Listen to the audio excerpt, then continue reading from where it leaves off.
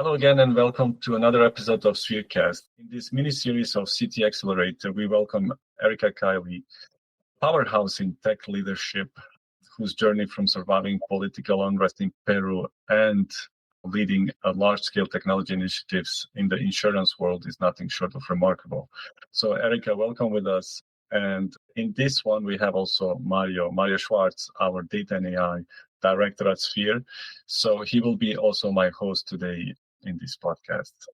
Erika, let's start first with you. So I love that people introduce themselves because they know themselves much better than I do. So can you give us a little bit of insights who Erika Kiely is?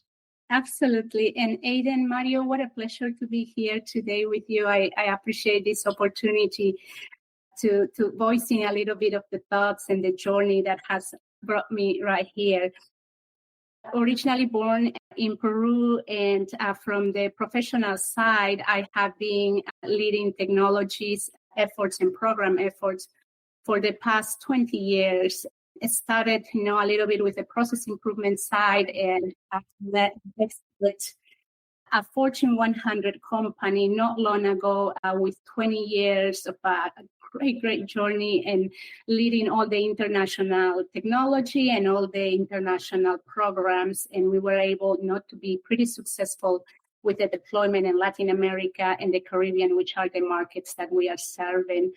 Right after, just decided to find my own voice, and that is called Protective Strategies, which is really the soul of my journey, and is a consulting company that focus on technology, focus on regulatory and compliance matters, are very tied to AI, because the thought process is, technology has to go along of certain guardrails. And I think, merging those and ensuring that there is a synergy is a great value that we can bring to the table. So quite a bit of the journey on the professional side. But at the end of the day, I'm a human being, I'm a mother, I'm a friend, I'm a wife. And I am someone who is deeply hopeful about improving the status quo, especially, of the people in my country. Well, thanks for the intro, Erika. To continue on that intro, your story is deeply inspiring. So could you share with our listeners, what shaped your early resilience and how your upbringing in Peru influenced your leadership style today? That opened the door of a very intense phase of my life. Growing up in Peru was very challenging. During the era of the 90s, Peru was a country that was heavily run by the corruption on the politics. We were hit by the terrorism with the Shining Path, and then the desperation of the people who doesn't have much, cause really to not have any character or any values to follow. And that was the perfect combination for the tragedy that my family went through. So back in the 90s, my father was running for Congress. And as the result, of certain decisions, my dad and his team and another candidate, they were assassinated. Back in that time, I was only 14, and I realized that at times there is not a limit for, when men looks for power so desperately, thinking that will be the sense of realization.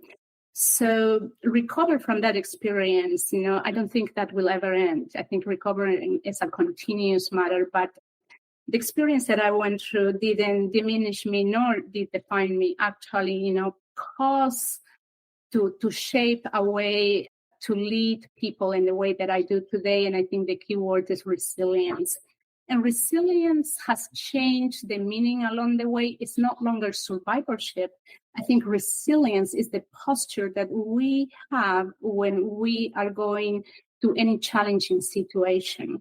And the resilience being paired with compassion and empathy can move masses and can cause transformational effects. And not only for my recovery, but also it's a transformational effect for the people who is around me. And that has been translated in a leadership model that has generated terrific results, because when we bring resilience to the table, we don't pause. We take some risks, realizing that not everything will go right, but we have the capacity to quickly pivot, get back up, and try one more time. Wow. Well, thanks for sharing that. Yeah. Definitely. Sorry about your dad. Yeah. So Mario, please go ahead. Yeah. So, evolving from that, why did you launch the protective strategies, and how did your experience shape the mission of this beautiful company that you have put out there?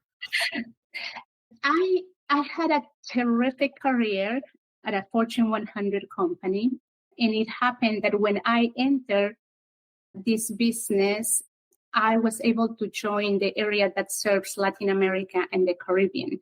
So I was away from home, but not necessarily away from home. I was able to serve the people in Latin America and the Caribbean, especially coming from the experience of understanding what happened when someone passes and there is no life insurance. That made it very real. So I pour a lot of heart. And when we pour heart, we also pour a lot of energy. So the past 20 years was a lot about continuous improvement. My initial degree is in journalism and communications, and midway I realized that technology is critical to have technology knowledge. And I started, getting very close to matters of continuous improvement. So let's talk a little bit of DMAIA, Lean Six Sigma, and it felt very natural, very organic, to the point that I was offered the opportunity to run the technology and the programs.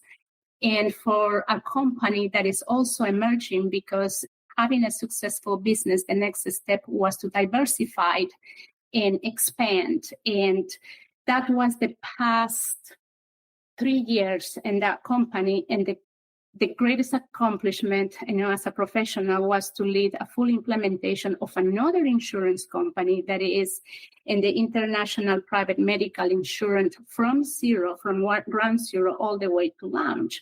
What that means that we talk about regulatory matters, compliance, marketing, operations, systems, integration, security, vendors, and it was just like, the greatest gift, but also the greatest challenge, because it forced me to learn very quickly about every single work stream that needed to be implemented in order to launch this company.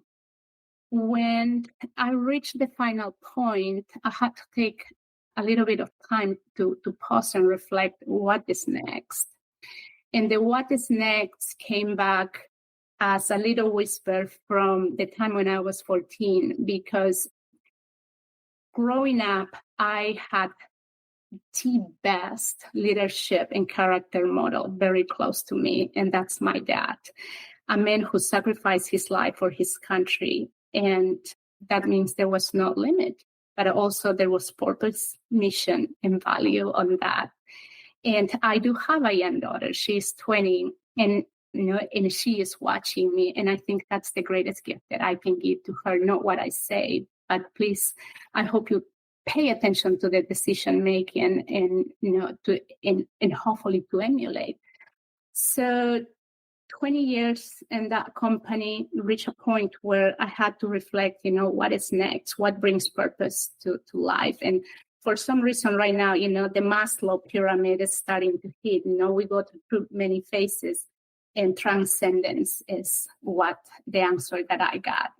And I think that's what is protective strategies, is transcendence. It's no longer about, what are my personal pursuits, what are my professional pursuits, but what I can give back to my community, give back to my country, and hopefully to establish a legacy for my own child. So protective strategies really is the vision that I have for, what technology implementation should look like.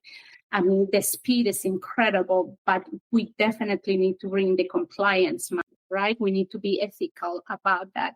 But also we want to make it accessible. So protective really is about, it's about caring and protective and guiding, because sometimes we make technology so complicated and we think that it's going to be so expensive, and we forget that, but that also is paired with innovation, and it doesn't have to be expensive. But when we sprinkle a little bit, of creativity, we can do a lot with very little. So really, that is the message, and that is something that I want to translate for home. Nice. All right. So let's talk maybe also about the national AI program you're leading, Erika. And I would love to understand, and our listeners, I think as well, how does it reflect your values on ethical innovation, and what is the vision, of course, behind the AI program? Yeah.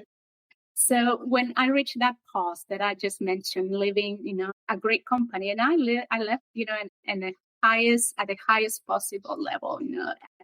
Many people will say, I wanted for more. That restlessness was there. And I do believe in the law of synchronicity, that when something is ready for us, if I am paying attention, it will be revealed. And that's what happened. As I was building protective and strategy heavily powered by AI, I had an old friend that contacted me. We both went to the same university back home, and she started sharing about the first Peruvian Chamber of Artificial Intelligence. And the more that I was listening, the more I was connecting the dots, and I kept thinking, I have done that.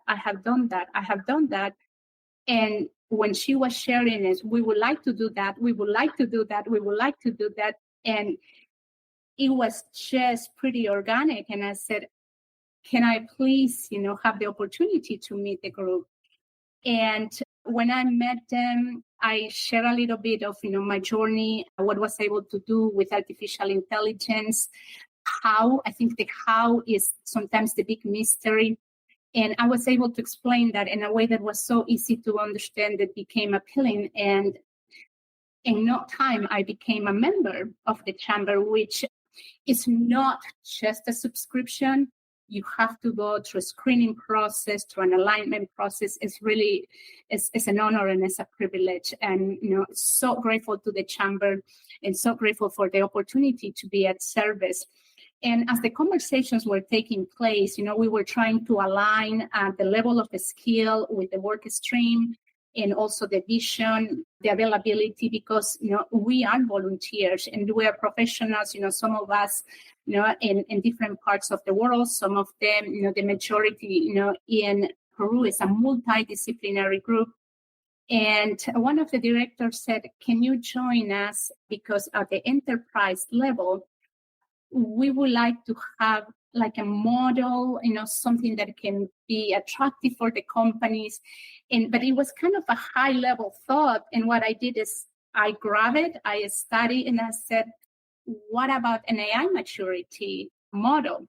And from that, we needed to bring the enterprise pieces. Okay, we can evaluate artificial intelligence, but what is the reason to tell you are in a low, mid, or high level? That is not enough. It's not enough in a country that, has the responsibility to generate opportunities for its people and create more work.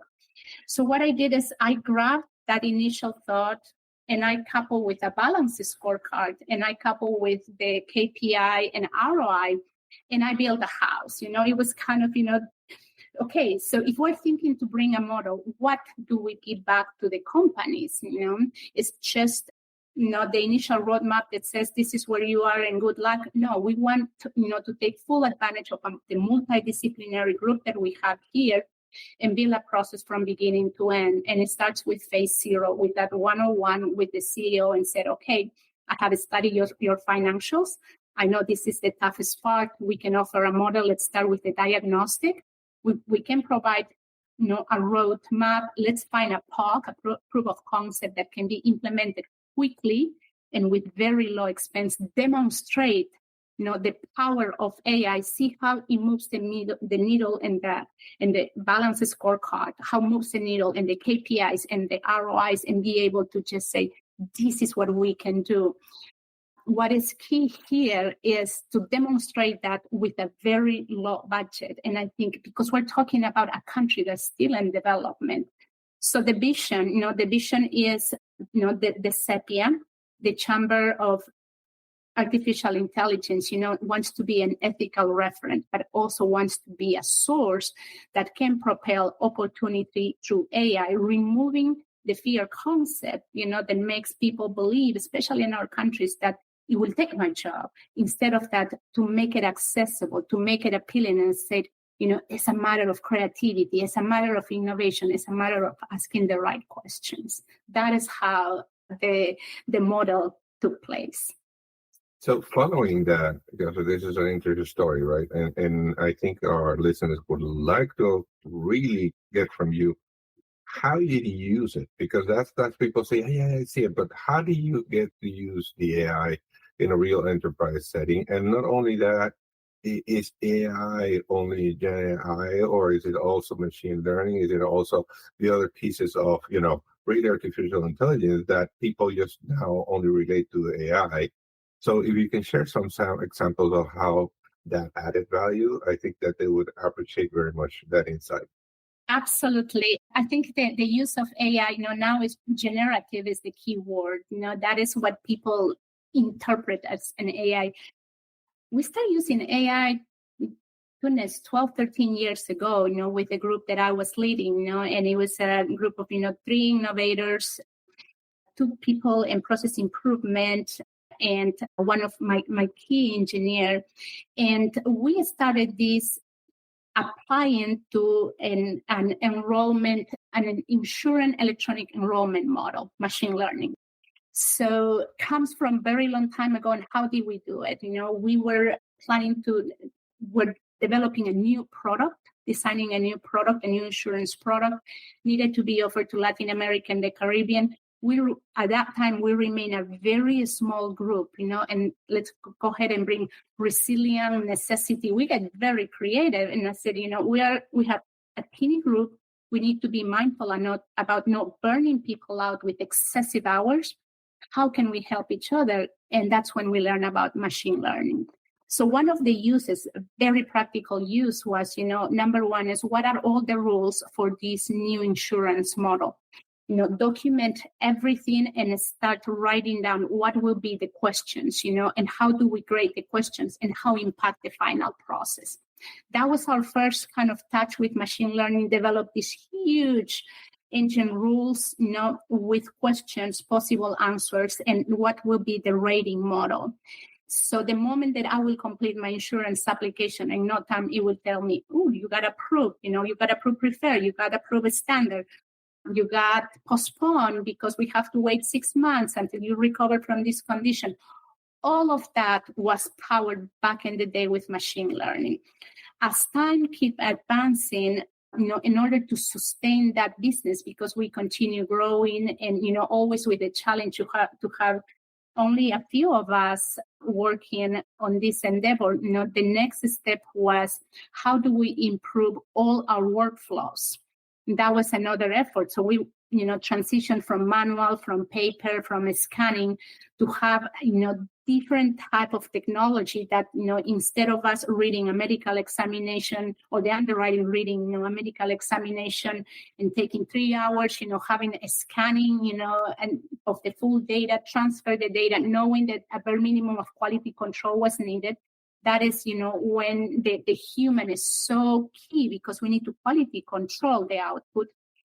And what we did is, we pretty much retired legacy systems, and we also automated a full workflow full of machine learning, some of artificial intelligence with the bots, which we scripted, because being an insurance is highly regulated. The use of the LLM was pretty limited. And we were able to reduce cost in that way, But I think maybe, one of the key examples, in that journey was also the remediation that we did for this insurance company. When we're dealing with insurance, so many of these products accumulate cash value. And then we were, subject to an audit. And when an audit comes, the question is, what is your KYC model? how does your AML program work? And we were so early in our maturity level on those matters that we had to work on a full remediation. So the first thing was, to think about resources. And I had around 17 college students, joining my team. And we pretty much wiped out the entire data, over 7,000 accounts. We were able to remediate. But as we were remediating, also with those brilliant minds, we started creating, how can we make this sustainable in the long run? So we created, automated flows, how to capture, the data, how to standardize the data, and how the data can propel me to make the right decisions. That was phase one. Finished that, completed that remediation, the program, the AML, anti-money laundering, know your customer program kicked. But then, even with all that automation that we did with the, few tools we had was not enough to sustain, the new business, the new incoming business is also the new company that we were trying, to implement. So we decided to partner up with a well company, in the United States that, does that automation and the monitoring, the financial monitoring of the premiums, transactions, patterns. And that was another opportunity just to bring the power of AI, heavily powered by business rules. I think, that is when we cannot discard the human being from technology and artificial intelligence. That human being needs to be able to connect the dots, ask the right questions, provide the right mapping, and then improve all those artifacts with artificial intelligence. So those are a few examples. So I would say in short, before I pass the baton to Adam, in your examples, what you're saying is don't fear for your job. It's really use AI to assist, to make you better at your job, right? Absolutely. I think, the key for us has been AI is a capacity increase tool. You have the right skill in the right place, and you want to multiply the capacity of that resource. Really, I have no way to measure what AI has done for us. And, if we just bring protective strategies back to the table, that full company has been built with AI tools, but with a human heart and with a human mind. Can I go one level deeper onto that? I think this is very interesting for our listeners, Erika. So, and Mario, you can also add your comment maybe as well onto that. But what do you guys think is the skills and the foundational knowledge that needs to, every leader should have before they want to integrate effectively AI into their teams? I think many people ask them themselves, because we see that from many events that we do, that people have the AI on the roadmap, but they don't know what, where, how, and what to start with, basically. So, Erika, can you share something about that? And Mario, then please share also your opinion as well. Sure. I think as a leader, the first thing is I have to be curious. I cannot just delegate. For me, leadership is synonymous of character, and it's not just me reading the financials and the ROIs, but I have to be very curious. So I am spread very thin, and I consider that a problem of abundance. And so with that in mind, okay, I am leading my company. I have pretty limited time. How can I make my time worth, in curiosity? So I think the first thing is just try it yourself. What does that give you? Okay, we spent 3 hours reading a financial statement to make a couple decisions. Why can I not just grab that financial statement, put it, in a secure AI, bucket, give, and ask the right question, and I said, this is where my company is. This is where this is where I think the company is. This is what the financials is. Can you please help me to understand? Give me a summary, give me the 5 highlights, and how will that impact the current status, and what decision-making do you suggest? If a leader doesn't try, it's still very intangible, and it's still, something that maybe an engineer will do it. And I think that is the other thing. Engineers are wonderful building the models, but really my purpose is to bring the model to the user and say, this is absolutely easy to do, but let's go ahead and you and I, let's work together and asking the right questions, bringing the right context so we get great output that will help us to make great decisions, and then game on. Well, thank you for that. Mario, what do you see talking to many clients and prospects? What I see, I see with Erika. I mean, a lot of what starts on what makes the success, be on that 20%. Because Erika, as you know, 80% of these initiatives with Gen AI fail, right? So how do you get into that 20%? And the challenge of that 20% and the factor you see with them is that they are curious. I agree with Erika on that end. The other piece is a lot of the success comes on understanding that AI is not going to substitute people. They're going to make them more efficient. And third, but not last, I would say, is they're looking at doing not just a POC, but more about, take the proof of concept to another level of a real MVP. So a product that can be implemented quickly, because if you just do a proof of concept, depending on how it needs to be, Erika touched on security and other aspects of it. Usually you don't care about all those things when you're just trying to do the proof of concept. And then incorporating that to a POC is a big task. While if you're designing as a product, as an MVP, you take into account all those things. So helping understand how that journey is, that maturity, those leaders that understand that they need to embark into understanding the level of maturity will be more successful than the others. Interesting. Thanks for sharing that, Mario. And, right. and Mario, let me go ahead and add a little bit, and this is experiential. So while I was still, with the prior company, the whole generative AI boom started happening very quickly. Part of the success of this company has been, early adoption, quick adoption, but responsible adoption. So the fact we couldn't deny the fact that AI was, starting to get everywhere.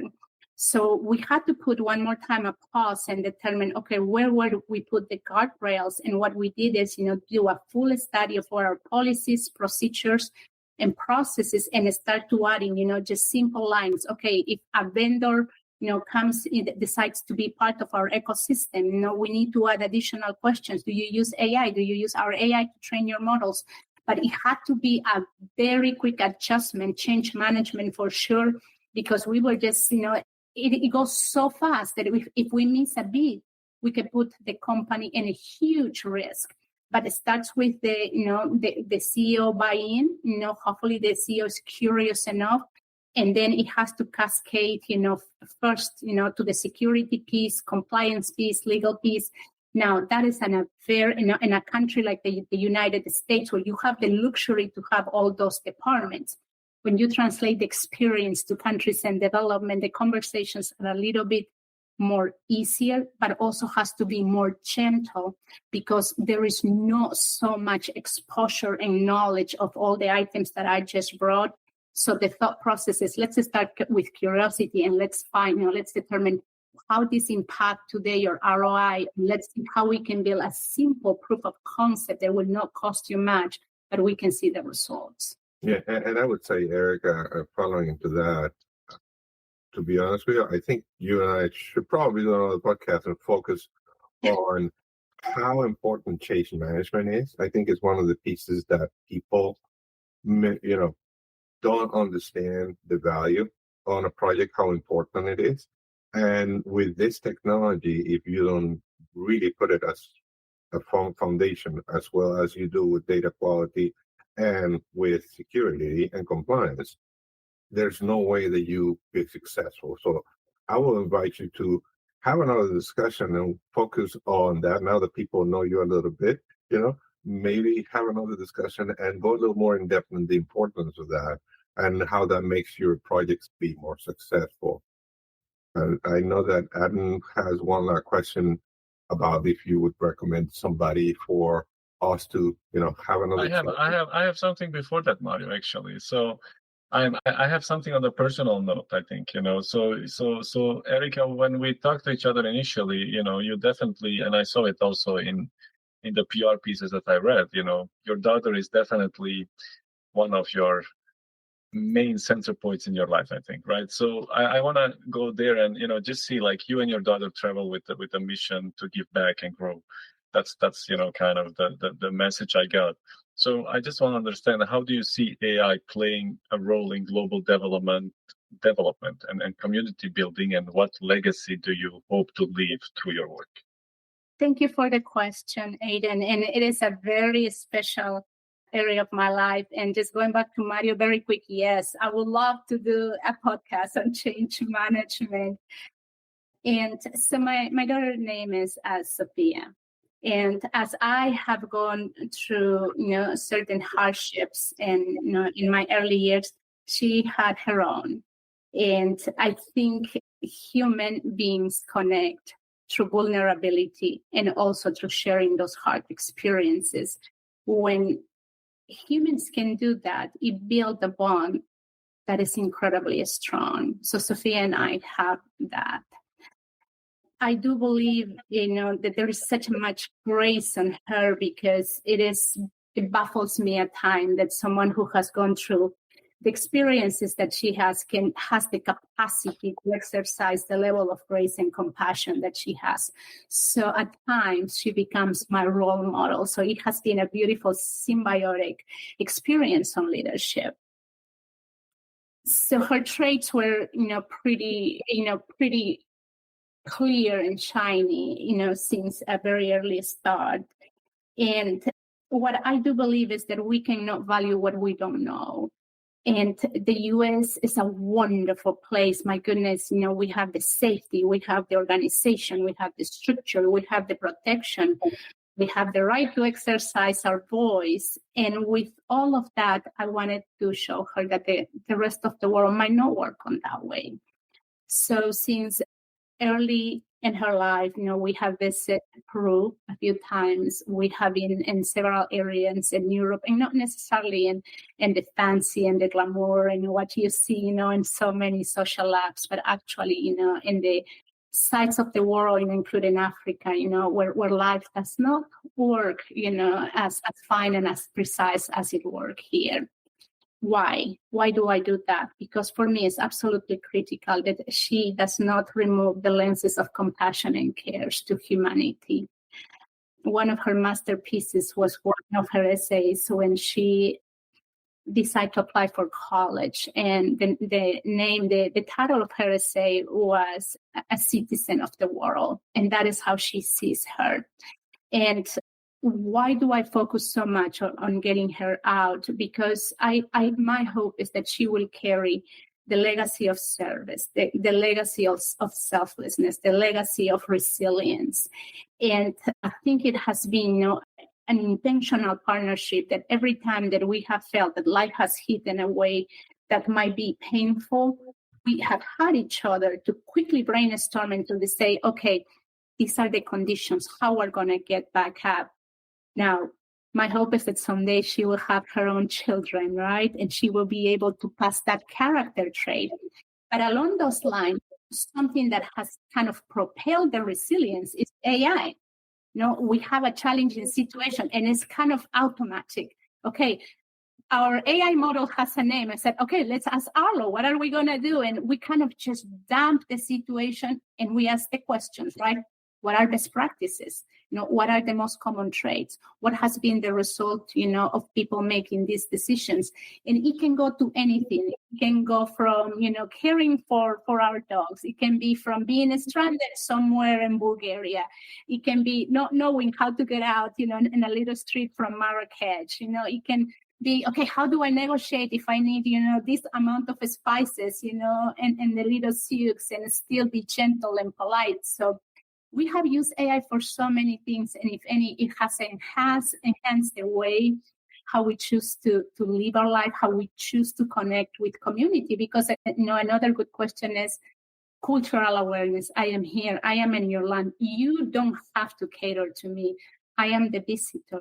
Now, it is my responsibility to cater to you to the best of my ability and make this relationship work. So she has been, I had the joy to see powerful deliveries of her own journey in front of women in leadership here in Oklahoma. Powerful deliveries about, what service means at high school. Today, she works with House Representative here in the state of Oklahoma and also for an agricultural technology company that is injecting AI. So, legacy, I think the legacy is there. It's not so much what she knows, but it's what she brings to the table with character, grace, and humility. Mm-hmm. Well, thanks for sharing that personal note, Erika.